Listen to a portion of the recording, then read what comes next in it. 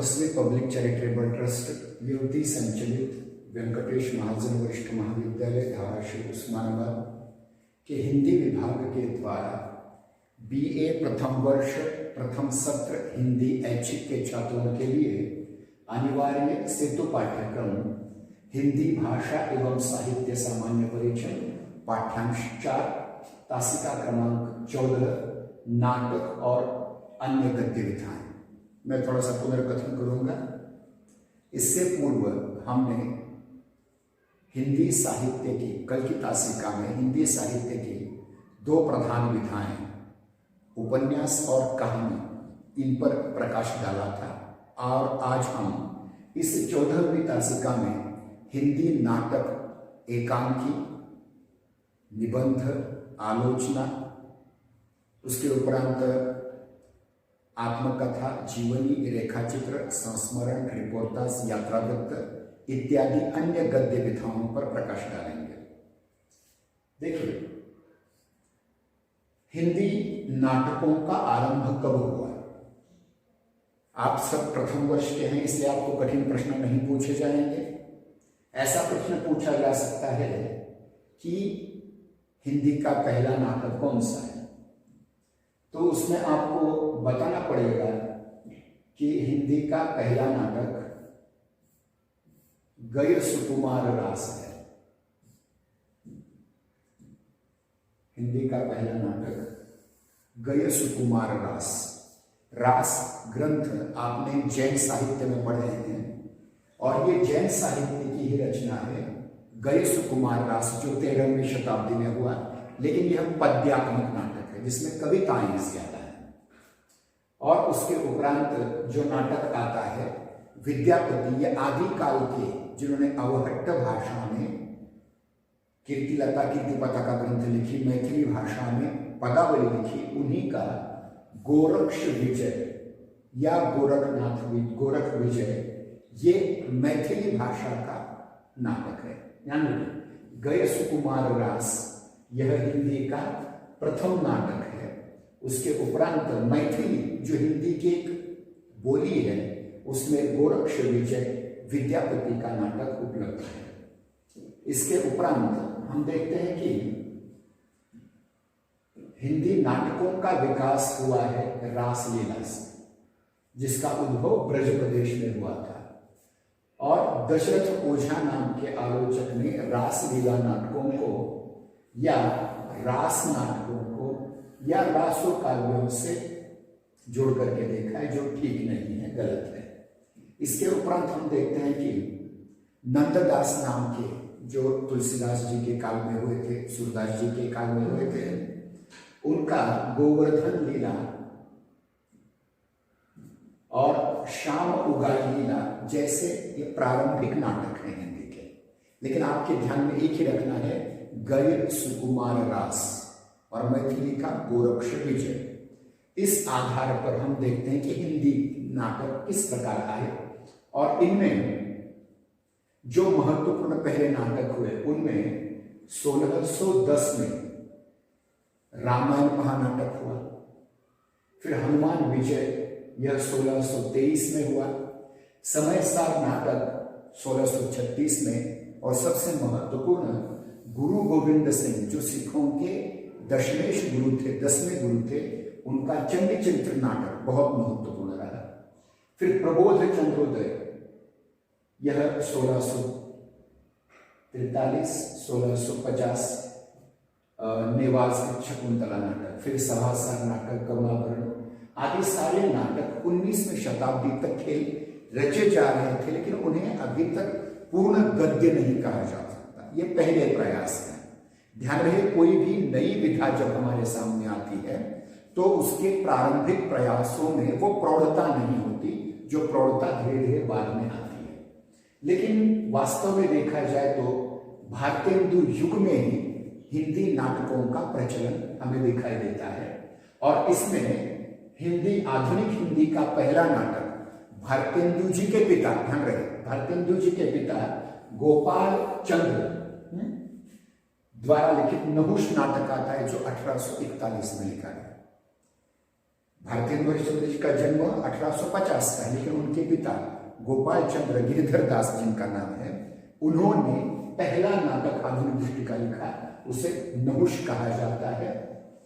और फिर 1861 में राजा लक्ष्मण सिंह ने संस्कृत नाटक कालिदास का, इनका उल्लेख मैंने 2-3 बार किया है पहले, लक्ष्मण सिंह ने अभिज्ञान शाकुंतलम इस कालिदास के नाटक का हिंदी अनुवाद किया है।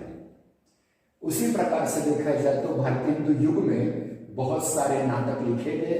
इन नाटकों में स्वयं भारतेंदु ने सबसे ज्यादा नाटक लिखे हैं। भारतेंदु हरिश्चंद्र ने लिखे हुए नाटकों में विद्यासुंदर, पाखंड विडंबन, वैदिकी हिंसा हिंसा न भवति, धनंजय विजय, मुद्रा राक्षस, कर्पूर हरिश्चंद्र, प्रेम योगिनी, विषस्य विषम औषधम, चंद्रावली, भारत दुर्दशा, नील देवी, अंधेर नगरी, सती प्रताप, ये इनके नाटक हैं। ये अनुदित नाटक हैं।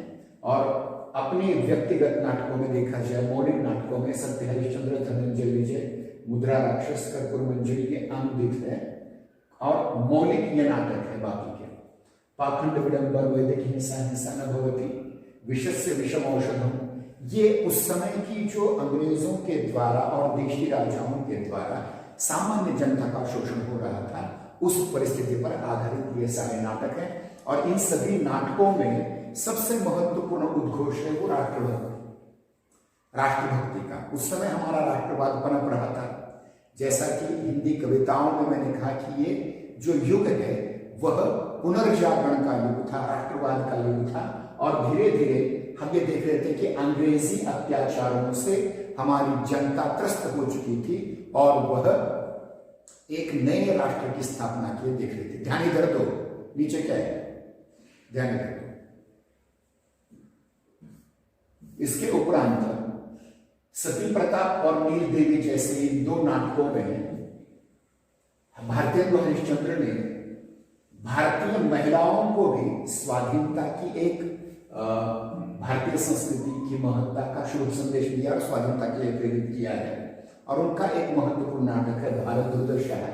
इसमें वे लिखते हैं, अंग्रेज राज सुख साज सजे अति भारी, पैदल विदेश चली जाते है अति ख्वारी। मतलब अंग्रेज बहुत अच्छा राज्य है, लेकिन हमारा जो पैसा है वो लूट करके ले जाते हैं। यह आरोप उन्होंने पहले किया। ये ताकत उनकी साहित्य में थी। और भारतेंदु हरिश्चंद्र जी ने भारत दुर्दशा नाटक उनसे प्रेरित होकर के बद्रीनारायण चौधरी घर में भारत सौभाग्य नाटक लिखा। श्रीनिवास दास जी ने, जो हिंदी के पहले उपन्यासकार है, लाला श्रीनिवास दास, हिंदी का पहला उपन्यास परीक्षा गुरु उन्होंने लिखा। उन्होंने रणधीर प्रेम मोहिनी नाटक लिखा। राधा कृष्ण दास जो भांजे थे भारतेंदु हरिश्चंद्र जी के, उन्होंने दुखिनी बाला, महाराणा प्रताप, सीताराम वर्मा ने विवाह विडंबन, राधाचरण गोस्वामी ने तन मन धन श्री गोसाई जी को अर्पण, और भारत दुर्दशा नाम का एक अन्य नाटक, ध्यान रखिए इसी नाम का नाटक प्रताप नारायण मिश्र ने भी भारतेंदु युग में लिखा था, जिसमें मूलतः देशभक्ति की प्रेरणा थी, अंग्रेजों के अत्याचारों के खिलाफ जाने की प्रेरणा थी। और उसके उपरांत देखा जाए तो इसमें दूसरा जो युग है, यानी जैसे कि कविता में पहला युग भारतेंदु युग कहा जाता है, दूसरा द्विवेदी युग, तीसरा छायावादी युग, वैसे नाटकों में पहला युग भारतेंदु युग है और दूसरा युग आता है वह युग आता है जयशंकर प्रसाद जी का युग। जयशंकर प्रसाद जी के को हमने छायावादी कवि के रूप में देखा है, एक उपन्यासकार के रूप में देखा है, कहानीकार के रूप में देखा है, लेकिन नाटक के रूप में अगर देखा जाए तो ये युगांतकारी नाटककार हैं। और इन्होंने बहुत से नाटक लिखे और इन सभी नाटकों में अधिक से अधिक नाटक ऐतिहासिक नाटक हैं, जैसे सज्जन, कल्याणी परिणय, करुणालय, प्रायश्चित, राज्यश्री, विशाख, आजात शत्रु, जन्मजय का नागयज्ञ, स्कंदगुप्त, एक घूंट, चंद्रगुप्त, ध्रुवस्वामी, और करुणालय जो है का हिंदी का पहला गीति नाटक माना जाता है। सज्जन, कल्याणी परिणय, करुणालय, प्रायश्चित यह पृथ्वीराज चौहान के खिलाफ मोहम्मद गौरी से मिल जाने वाले उस जयचंद की कहानी है। राजश्री हर्षवर्धन की बहन, हर्षवर्धन, सम्राट हर्षवर्धन की बहन राजश्री की कहानी है। विशाख उसी प्रकार से बौद्ध काल का नाटक है। अजातशत्रु भी बौद्ध काल का नाटक है जो बिंबिसार के पुत्र अजातशत्रु पर आधारित है। जन्मजय का नागयज्ञ एक महाभारत कालीन नाटक है जिसमें जन्मजय कौन है? अभिमन्यु, अभिमन्यु का पुत्र परीक्षित, परीक्षित का पुत्र जन्मजय जो नागयज्ञ करता है उस पर आधारित है। स्कंदगुप्त विक्रमादित्य नाम के एक सम्राट हुए थे, उन पर आधारित स्कंदगुप्त नाटक है। एक घूट एक एकांकी है, एकांकी की श्रेणी में रखा जाता है। चंद्रगुप्त मौर्य, चाणक्य और चंद्रगुप्त ने जो मगध का साम्राज्य निर्माण किया था वह, और ध्रुव स्वामी ने, यह चंद्रगुप्त द्वितीय विक्रमादित्य की पत्नी के जीवन पर आधारित है। इनमें से सज्जन, कल्याणी, परिणय, प्रायश्चित और एक घूट ये एकांकी की श्रेणी में आते हैं और बाकी सारे पूर्णकालीन नाटक हैं। अब इसमें अधिक बताने की आवश्यकता नहीं है, मैं आगे चलेंगे। प्रसाद जी के नाटकों में सबसे महत्वपूर्ण चीज है इतिहास बोध, जो अन्य लेखकों में लगभग नहीं मिलता। और इस काल के अन्य लेखकों को अगर देखा जाए तो हरे कृष्ण प्रेमी नाम के एक नाटककार हैं जिन्होंने प्रसाद युग में रहते हुए प्रसाद जी की तरह ऐतिहासिक नाटक लिखे, जिनमें रक्षाबंधन ये हुमायूं और कर्णावती पर आधारित है। शिवा साधना छत्रपति शिवाजी महाराज पर आधारित है। उदय शंकर भट्ट सिंधु पतन राजा दागर की हार मोहम्मद बिन कासिम से उस पर आधारित है। विक्रमादित्य, फिर गोविंद वल्लभ पंत, उनका राजनीतिक नाटक है ऐतिहासिक। सेठ गोविंद दास ने हर्ष, सम्राट हर्ष पर लिखा। उपेंद्रनाथ आश्रय जी ने जय पराजय नाटक लिखा। जगदीश चंद्र माथुर जी ने नाटक कोणार्क लिखा, कोणार्क। उसके उपरांत लक्ष्मी नारायण मिश्र का वितस्ता की लहरें।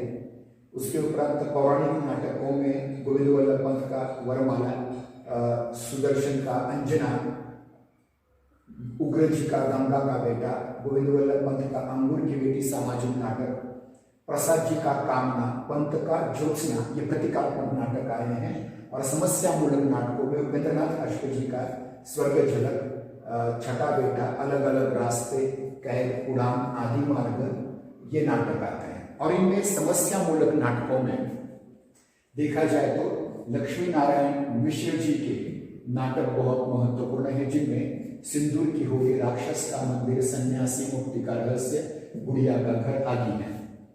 और उपेंद्रनाथ आश्रय जी के नाटकों में अंजो दीदी, पैतरे, उड़ान, अलग अलग रास्ते, भंवर, स्वर्ग की झलक, आंधी गली। हरे कृष्ण प्रेमी के ऐतिहासिक नाटकों में आलमी से शिवा साधना, रक्षाबंधन, प्रतिशोध, स्वप्न भंग, आहुति, उद्धार, शपथ, भग्न प्राचीर, प्रकाश स्तंभ, कीर्ति स्तंभ, सांपों की सृष्टि, आम का मान्य। वृंदावन लाल वर्मा जी ने ऐतिहासिक उपन्यास लिखे, ऐतिहासिक कहानियां लिखी, वैसे ऐतिहासिक नाटक भी लिखे।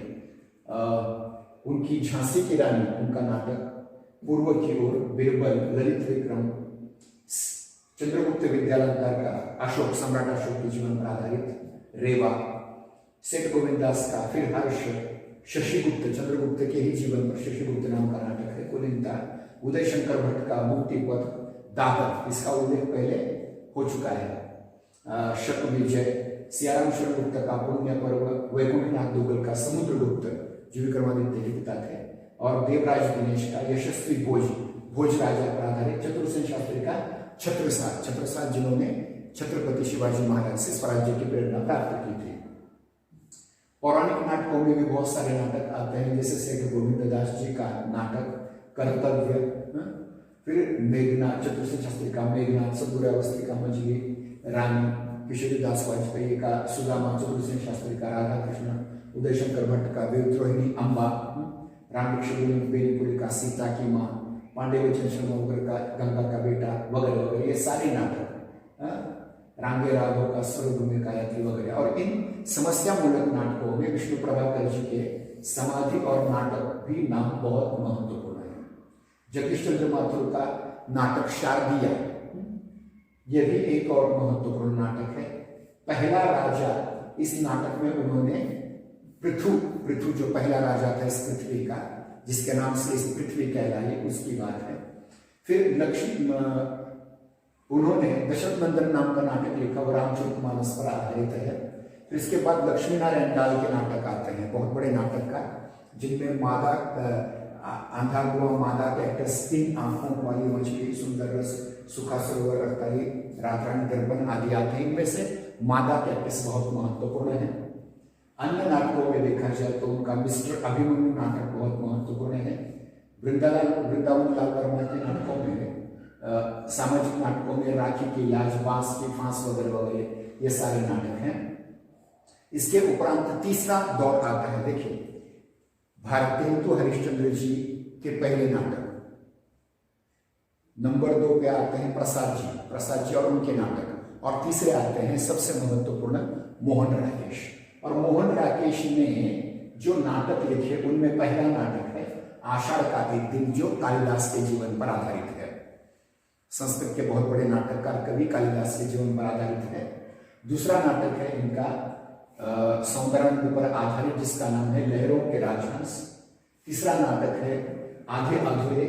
और चौथा नाटक इनका था लेकिन वो प्रकाशित नहीं हो पाया। लेकिन इन 3 नाटकों की वजह से मोहन राकेश जी हिंदी साहित्य के इतिहास में एक बहुत बड़े नाटककार के रूप में सामने आते हैं। बाकी के रमेश बख्शी का देवयानी का कहना है, हरिकृष्ण प्रेमी का आहुति वगैरह वगैरह ऐतिहासिक नाटक हैं। गोविंद वल्लभ पंत का सुहाग की बिंदी और जगन्नाथ प्रसाद बिंद का समर्पण, ये सारे समस्यामूलक पौराणिक नाटक हैं। चंद्रगुप्त विद्यालंकार का न्याय की रात, विनोद रस्तोगी का आजादी के बाद, ये सारी जो आजादी के बाद भ्रष्टाचार होते रहे वो उसको लेकर के बहुत सारे उपन्यास हैं। यहाँ खजुराहो का शिल्पी एक महत्वपूर्ण नाटक हमें दिखाई देता है। इसके उपरांत देखा जाए तो ये कुछ नाटक है। इनमें से सर्वेश्वर दयाल सक्सेना का बकरी नाटक बहुत महत्वपूर्ण है, जिसके माध्यम से स्वाधीनता के बाद बकरी जो गांधी जी की साथ हमेशा रहती थी, उसको लेकर के बहुत चर्चा की गई है। कल भात आएगा, ज्ञानदेव अग्निहोत्री का शत्रुघ्न, मणि मधुकर का रसगंधर्व, लक्ष्मी नारायण का अब्दुल्ला दीवाना, शंकर शेष का एक और द्रोणाचार्य, मुद्रा राक्षस का मुरजीवा तेंदुआ, ये सारे नाटक आते हैं। इनमें से मेरी दृष्टि से सबसे महत्वपूर्ण है सुरेंद्र वर्मा जी का नाटक, जो सूर्य की अंतिम किरण से सूर्य की पहली किरण तक और 8वां सर्ग। वैसे द्रौपदी में उनका महत्वपूर्ण नाटक है, इसमें से महत्वपूर्ण नाटक 8वां सर्ग है। दया प्रकाश सिंह का कथा एक कंस की, दया प्रकाश सिन्हा का एक अभिनाटक उनका आया है सम्राट अशोक के नाम पर, जिसे साहित्य अकादमी पुरस्कार भी मिल चुका है। बाकी बहुत से नाटक आते गए जिनमें अधिकतर पौराणिक आख्यानों पर हैं, कुछ ऐतिहासिक नाटक हैं, कुछ समस्यामूलक नाटक हैं, कुछ स्वाधीनता के बाद जो एक प्रकार का मोहभंग हुआ उसके बारे में नाटक हैं। और इनमें बहुत सारे नाटककारों में एक नाटककार बहुत महत्वपूर्ण है मेरी दृष्टि से, सुशील कुमार सिंह, जिनका नागपाशी इंदिरा गांधी जी के 1975 में लगे हुए इमरजेंसी पर आधारित है। और उन्हीं का एक अन्य नाटक है सिंहासन खाली है, ये हिंदी का सबसे ज्यादा खेला गया नाटक है। विष्णु प्रभाकर जी के भी नाटक हैं, कुछ गीति नाट्य आते हैं। और इनमें सबसे महत्वपूर्ण गीति या काव्य नाट्य के रूप में धर्मवीर भारती जी का अंधायुग नाटक है, जो महाभारत के कथानक पर आधारित है, जहां इसका उल्लेख किया है। अब हम चलते हैं अंधेर नगरी। यह एक भारतेंदु हरिश्चंद्र जी का सबसे प्रसिद्ध नाटक है, जिसमें एक बकरी मर जाती है और बकरी मर गई इसलिए सारे देश को फांसी देने को जो राजा लग जाता है, उसकी कहानी है। और एक उसकी एक कविता प्रसिद्ध देखी, अंधेरी नगरी चौपट राजा टके सिर भाजी टके सिर खा जाए। प्रसाद जी का जय चंद्रगुप्त नाटक बहुत महत्वपूर्ण है, क्योंकि इस नाटक में देखिए एक बहुत महत्वपूर्ण गीत है। हिमाद्रि तुंग सिंह से प्रबुद्ध शुद्ध भारती, स्वयं प्रभा समुज्वला, स्वतंत्रता पुकारती, अमर्त्य वीरपुत्र हो, दृढ़ प्रतिज्ञ सोचलो, प्रशस्त पुण्य पंथ है, बड़े चलो। और फिर अरुण यह मधुमय देश हमारा, यह भी। और आर्य चाणक्य और चंद्रगुप्त ने किस प्रकार से सेल्यूकस निकेटर सिकंदर से भारत की रक्षा की और साम्राज्य स्थापना कैसे की, उस पर लेकर के है। अंधा युद्ध जिस नाटक हमने उल्लेख किया था, इसमें महाभारत के युद्धोपरांत स्थिति में जो पांडवों की ओर के और कौरवों की ओर के लाखों लोग मारे गए, उस पर आधारित ये नाटक है। और उसमें ये अलग अलग सर्ग हैं। कौरव नगरी कुशु का उदय, अश्वत्थामा का अर्ध सत्य, गांधारी का शाप, विजय एक क्रमिक आत्महत्या, ये उसके अंक हैं। उसके बाद मोहन राकेश का नाटक आधे अधूरे, यह आज की परिस्थिति पर आधारित है। एक कामकाजी स्त्री अपने पति और अपने बच्चों के होते हुए भी किसी को खुश नहीं रख पा रही है, तो गलतियां क्या क्या करती है सावित्री नाम की औरत, इस पर आधारित है। 8वां सर्ग यह एक नाटक सुरेंद्र कुमार वर्मा जी का है। इस नाटक में कालिदास के एक महाकाव्य कुमार संभवम के 8वें सर्ग पर आधारित यह कथानक है। इसके उपरांत आता है हिंदी का एकांकी साहित्य। पहली विधा हो गई नाटक, उसके बाद एकांकी। एकांकी विधा नाटक का अर्थ ही है एकांकी का एक अंक का नाटक। अंक कहते हैं जिसे 1 एक्ट प्ले कहा जाता है अंग्रेजी में, एक अंक का नाटक, इसको हिंदी में एकांकी कहा जाता है। और इसमें एकांकी, सबसे पहला एकांकी लंदन में खेला गया बंदर का पंजा, claw of monkey, monkey's claw, ये कर्टन रेजर था। लेकिन हिंदी में प्रसाद जी का, जयशंकर प्रसाद जी का एक घूंट हिंदी का पहला एकांकी माना जाता है।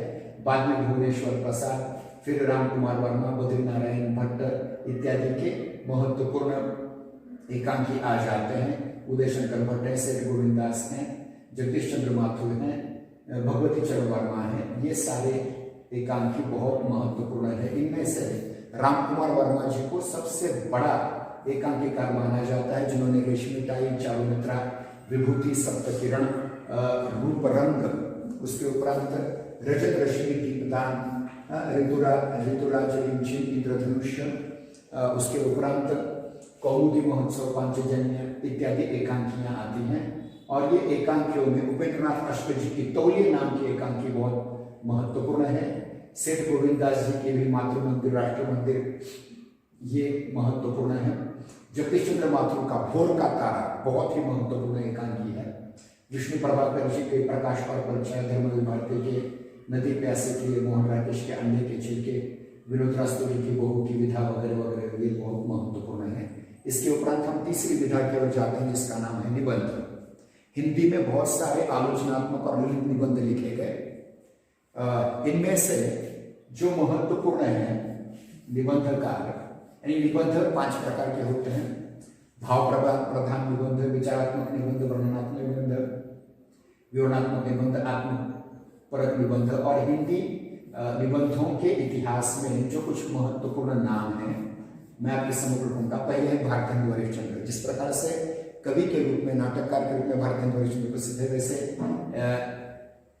निबंधकार के रूप में भी हैं। उन्होंने कश्मीर कुसुम, उदयपुर चक्र, कालचक्र, बादशाह दर्पण आदि निबंधों में ऐतिहासिक बातें की हैं। फिर बाद में बालकृष्ण भट्ट का मेला ठेला, ब्राह्मण पत्रिका के संपादक प्रताप नारायण मिश्र ने पहली बार कुछ मजेदार निबंध लिखे, जैसे कि मौत, पेट, मूंछ, दांत, नाक, ऐसे सामान्य चीजों पर लिखे। बुद्ध प्रताप चरित्र पर प्रेमघन जी ने हिंदी भाषा का विकास, परिपूर्ण प्रयास, उत्साहलंबन, द्विवेदी जी ने कवि और कविता, प्रतिमा वगैरह, बाबूश्याम सुंदरदास जी ने समाज और साहित्य, चंद्रधर शर्मा गुरु ने कछुआ धर्म, मारेसी मोही कुठाओं जैसे निबंध लिखे हैं। और इनमें सबसे बड़ा नाम आता है रामचार्य रामचंद्र शुक्ल जी का, जिनके मनोवैज्ञानिक निबंध बहुत प्रसिद्ध है। इसमें भय और क्रोध, ईर्ष्या, घृणा, उत्साह, श्रद्धा वगैरह वगैरह। बाबू गुलाब राय जी ने भी मेरी असफलताएं, इसके अंतर्गत कुछ निबंध लिखे हैं। फिर उसके उपरांत शिव पूजन सहाय, भाषा के जादूगर, बेचन शर्मा उग्र का बुढ़ापा, गाली निबंध में है। फिर दूसरा नाम महत्वपूर्ण आता है शुक्ल जी के बाद हजारी प्रसाद द्विवेदी जी, जिनके निबंध बहुत प्रसिद्ध हैं।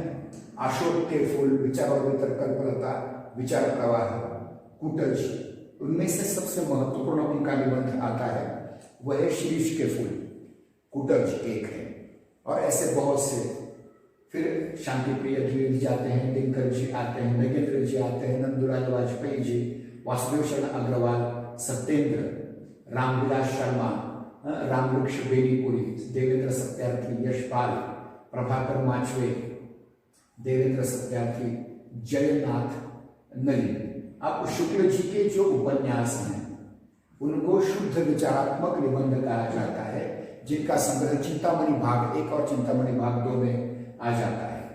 इसमें भाव या मनोविकास संबंधी उत्साह, श्रद्धा, भक्ति, करुणा, लज्जा, ग्लानि, लोभ, प्रीति, घृणा, ईर्ष्या, भय, क्रोध, कविता क्या है, लोकमंगल, काव्य में लोकमंगल की साधना अवस्था, तुलसीदास इत्यादि इनके महत्वपूर्ण निबंध हैं। इसके उपरांत आते हैं हजारी प्रसाद द्विवेदी जी, जिनका कूटज यानी अशोक के फूल, विचार और वितर्क, कल्पलता, विचार प्रवाह, हमारी साहित्यिक समस्याएं, कूटज, ऐसे निबंध प्रसिद्ध हैं।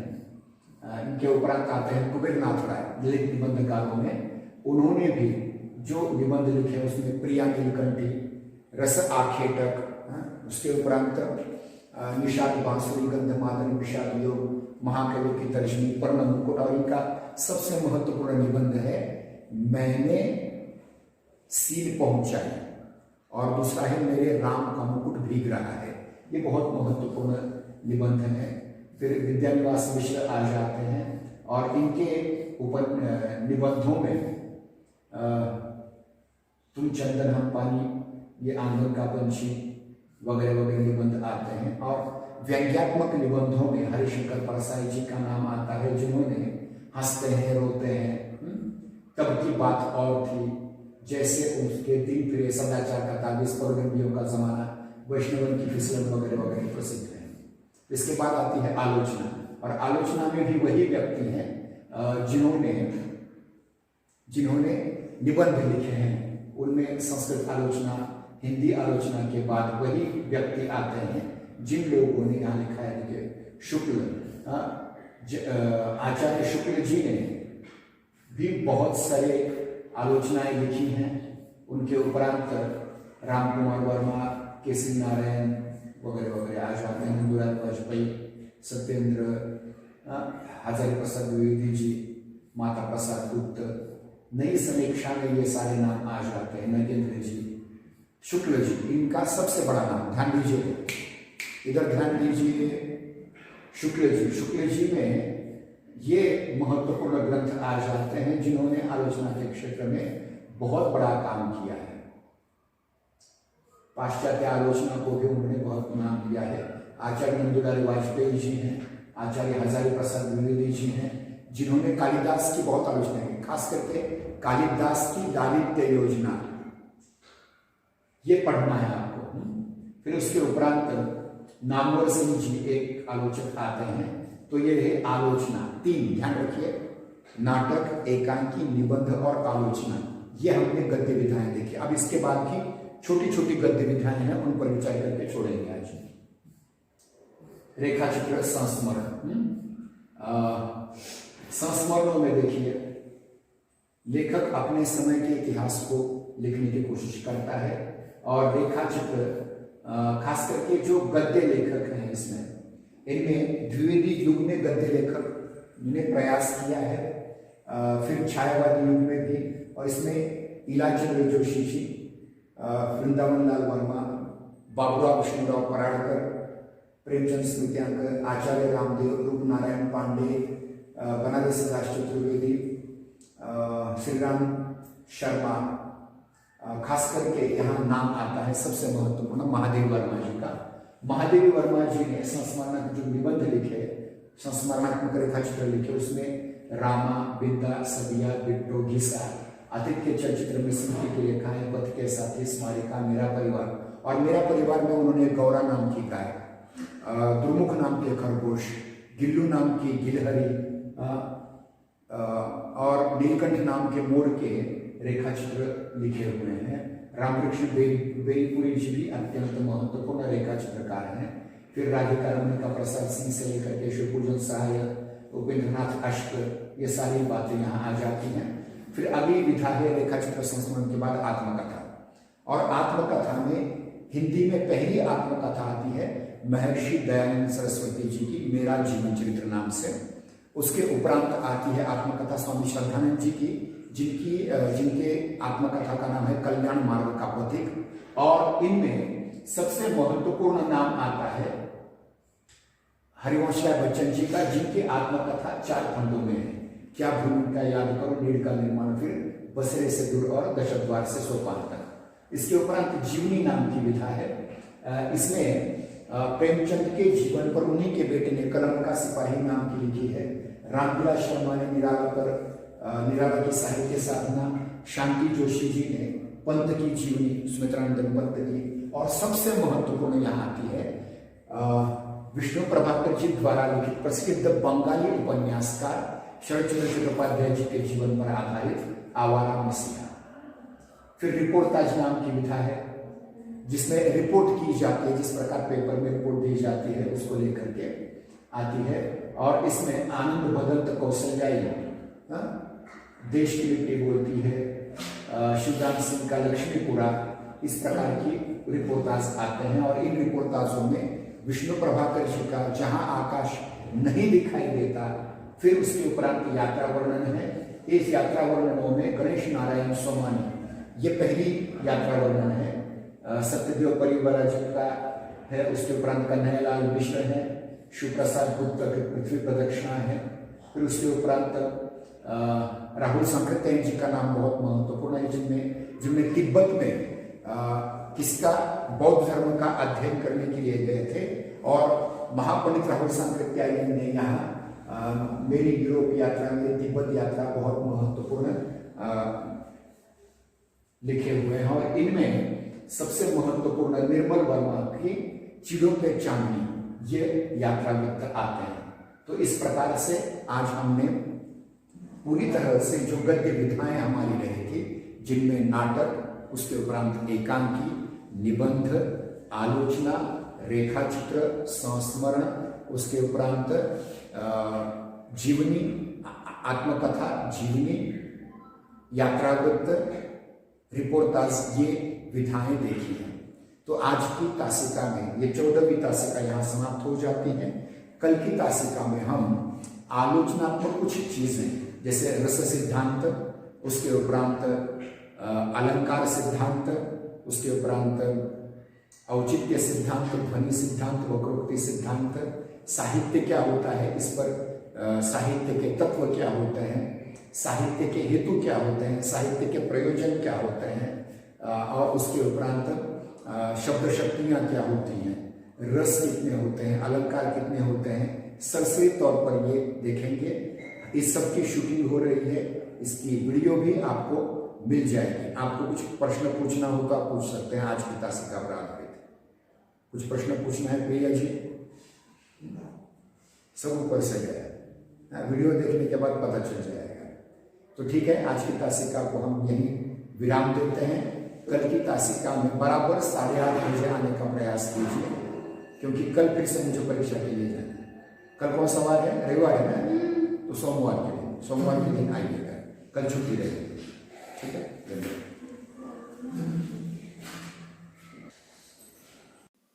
इस वीडियो को देखने के लिए सभी मित्रों और छात्रों का हार्दिक धन्यवाद। कृपया करके इस हमारे वीडियो को लाइक कीजिए, पसंद कीजिए। यदि आप इस वीडियो के बारे में कुछ कहना चाहते हैं तो कृपया कमेंट बॉक्स में जाकर के अपनी टिप्पणी लिखिए। यदि आपको सचमुच पसंद आ गया हो यह वीडियो तो अन्य मित्रों और छात्रों को अग्रेषित कीजिए, फॉरवर्ड कीजिए। और इसी प्रकार के वीडियो आप और अन्य भी देखना चाहते हैं तो कृपया हमारा यह जय हिंदी जय नागरी यूट्यूब चैनल सब्सक्राइब कीजिए। उसके लिए केवल इस बेल आइकॉन को, घंटी को स्पर्श करना होगा और आप इस चैनल के सदस्य बन जाएंगे और इसी प्रकार के अनेक वीडियो आपको प्राप्त होते रहेंगे। फिर से एक बार धन्यवाद। जय हिंदी जय नागरी।